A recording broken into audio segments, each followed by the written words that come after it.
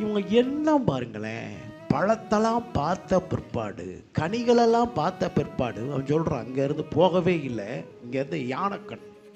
உனக்கு என்ன கண்ணு?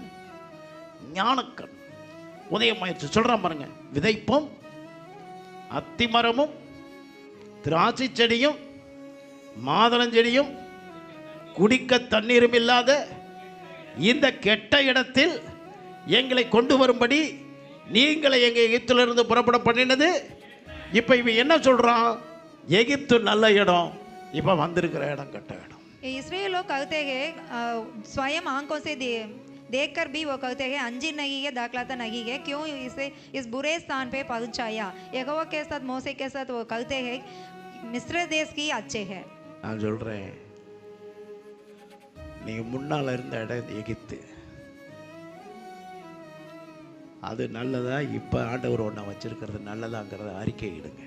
मैं पूछता हूँ आपके पास, पहले हमारे जीवन में कहाँ है? वही मिस्र है। आप कहिए वह पहले जीवन अच्छे है या अब क्या जीवन हमें चलता है वह अच्छा है? Praise God. Hallelujah. Hallelujah. துன்பமே வந்தாலும் சரி, அதிலிருந்து மாற்ற வல்லமையுள்ள தேவன் நம்ம கூட இருக்கிறார்.